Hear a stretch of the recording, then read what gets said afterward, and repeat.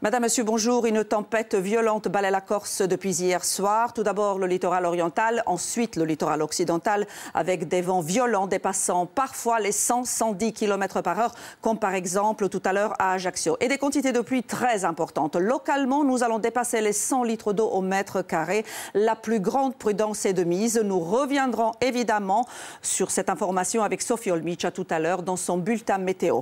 Restez chez vous, protégez-vous, soyez prudents. Et nous allons vous réconforter comme on peut avec un plat automnal et avec notre chef qu'on aime tous très fort, David Mezzaki. Bonjour David. Bonjour, bonjour. Et merci d'être avec nous. Je vous en prie, c'est un plaisir. Sous la tempête. Ah oui, on parle de la tempête. Vous le savez, aujourd'hui c'est la cuisine des restes.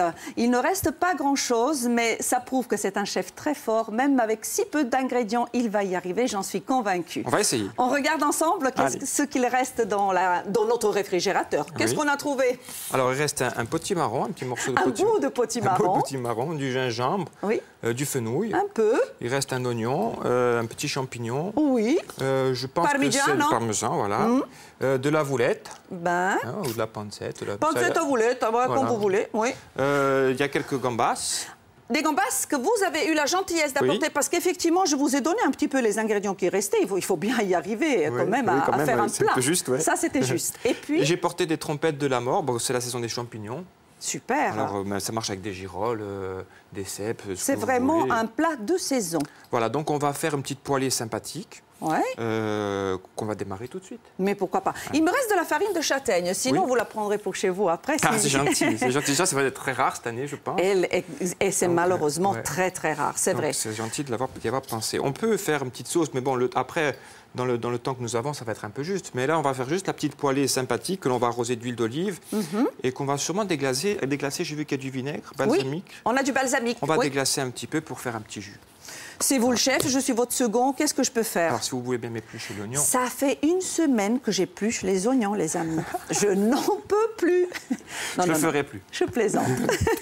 Et moi, je vais couper le potimarron. Alors. Oui, ça, c'est assez dur, parce que bien sûr, la peau est... Alors... Ne vous penchez pas trop, David. Parce qu'après, vous savez, la caméra... Ah oui, ils ont fait venir un grand, alors. Mais bien sûr, David mesure 2 mètres, donc c'est difficile de ne pas se pencher. Alors, on va parer la peau, qui est dure. Bien sûr. Bien entendu. Voilà. Ça, on va les faire sauter dans la poêle. Est-ce que vous voulez que je augmente un petit peu le feu déjà? J'ai augmenté, j'ai mis à 4. Parce que maintenant, la plaque vous écoute. Ça, depuis quand? Depuis quand? Je l'ai dompté parce qu'une fois, je me suis fait quand même avoir. On me l'a dit. En plein direct, ça ne marchait pas. Les deux, on les laisse à 4? 4, c'est bien, ça marche bien, 4. Mais si vous voulez un petit même peu... 5, allez. Moi, voilà, je pense qu'on est audacieux. Bon, 5. on est audacieux, allez. Voilà. Alors, je vais récupérer l'oignon, si vous voulez bien. Comment voulez-vous? Finement émincé? Oui, si vous pouvez le couper finement, c'est très bien. Bon, alors, on va se faire moitié-moitié, parce allez, que... je fais l'autre moitié. J'ai mon couteau d'office qui n'est pas terrible. Ouais, avec ça, c'est allez, on partage le travail. Alors, si vous avez un grand couteau comme celui-ci, il faut inciser. Couteau de chef. Comme ça. Ben, je ne le ferai pas comme vous, mais je vais essayer de vous aider. On incise comme ça, vous voyez. Ah, ouais, ça, c'est des vrais gestes. Filmez plutôt David que moi, parce que là, non, pas bon chez moi, pas bon. Et ensuite, on cisèle. Eh oui. Allez, hop. Bon, il faut mettre un masque parce que ça fait pleurer les oignons. Alors, uniquement les oignons de Cisco qui, soi-disant, ne font pas pleurer. Ah oui. Chez nous, ils ont rien cette... ne fait pleurer chez nous. C'est vrai. Ils ont cette réputation. Alors, on balance comme ça dans la poêle. Moi, ils ne sont pas assez finement hachés, mais je vous les passe et si vous voulez, mettez-les ici, s'il vous plaît. Vous les achevez. Voilà. Alors, de l'autre côté, on va faire revenir les gambas. Alors, je les ai châtrées. C'est des sauvages? C'est sauvage, gambas sauvages. J'ai enlevé le boyau. Parce qu'il on appelle ça châtré. Châtré. Voilà, parce que ça donne de l'amertume. Donc, il ne faut pas le garder et ça gâche le goût. Oui, c'est vrai, ça gâche le goût. Et c'est pas très agréable, franchement, en bouche, quand bien on a sûr. les boyaux. C'est pas très agréable. Donc, il faut toujours le faire chez vous. Alors, on va les faire revenir. Oui. Ici, c'est pas mal. On va Faites augmenter. attention avec la poêle. Ah oui, parce que ça coupe le truc. Je vais le faire. Hop, celle-ci plus fort. Voilà. 7. Parfait. Voilà. Parfait. Alors, j'ai de l'huile d'olive de noix, noisette. Ah, bon, pour arroser en finalité. Comme ça change un petit peu le parfum. Alors, ici. Est-ce qu'on aurait pu imaginer, c'est juste une question, de paner les gambas avec la farine de châtaigne? C'est possible, chef? On peut les enrober de farine de châtaigne et les frire. Alors, on fait un genre de tempura. Ah, la tempura, oui. c'est une pâte très croustillante. Oui. Alors, on mélange de l'eau avec la farine de châtaigne, on sale, on poivre et on met des glaçons. Ah, pourquoi les glaçons? Alors, le glaçon, ça va faire un choc thermique dans le bain de friture qui va faire cloquer la pâte. La tempura, c'est une pâte très fine et croquante. Ah, notez cette astuce chez vous. Donc, notre farine. chef a eu la gentillesse de nous la donner. Je ne connaissais pas du tout. C'est de la chimie, la cuisine, finalement. Hein. Ben là, c'est un principe assez simple, c'est que ça fait éclater la farine qui devient croustillante. Je comprends. Il nous reste 5 minutes, chef. Je pense. Ah, là, vous utilisez la boulette. Hein. Alors, chez vous, vous pouvez utiliser la pancette, ce que vous avez hein, dans votre réfrigérateur. Vous avez bien compris que vendredi, c'est la cuisine des restes. Le but, c'est de vider notre réfrigérateur et de ne rien jeter. Eh oui, alors on met un peu de boulette comme ça dans les oignons. Oula. Il y aura donc un mariage terre-mère. Oui, exactement. On va rajouter un petit morceau quand même. Oui, il en reste. Hein. Si vous désirez participer à notre émission, écrivez-moi.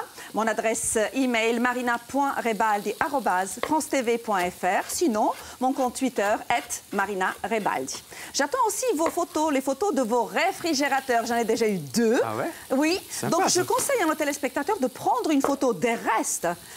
On fera avec vos ingrédients une idée de recette ici sur le plateau. Ça vous aidera peut-être chez vous à ne pas jeter. Voilà. Ah oui, c'est très important. On ne fait jamais attention à nos réfrigérateurs. On achète beaucoup trop.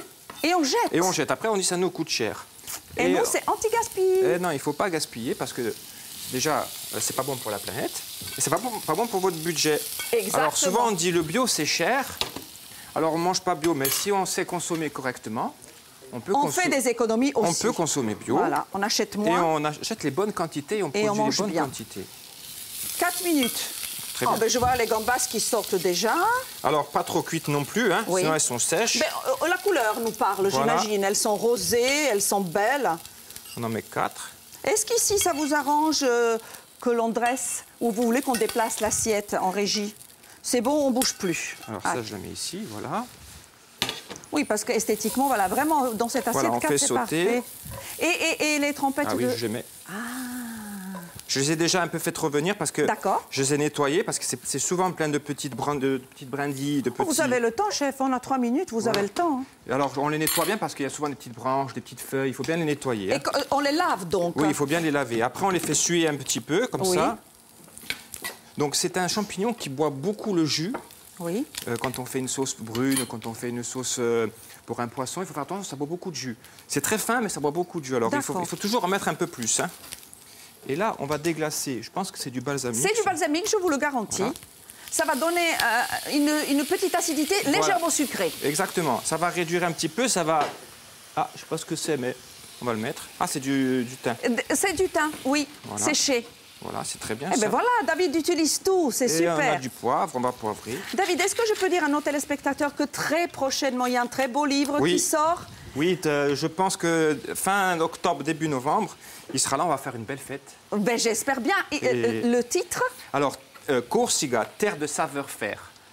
Voilà. Terre de savoir-faire. C'est Eman Edil Albor, et ça veut dire que ce sont les mains de l'aube. De l'aube. De tous les gens qui travaillent notre terre.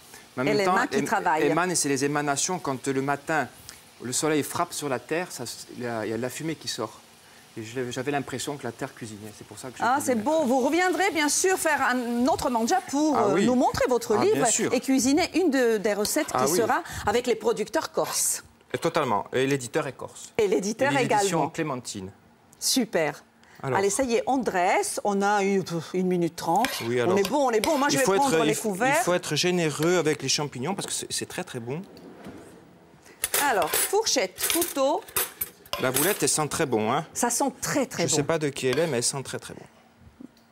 que des produits, vous savez, justement, on le disait, de nos producteurs, les produits de saison.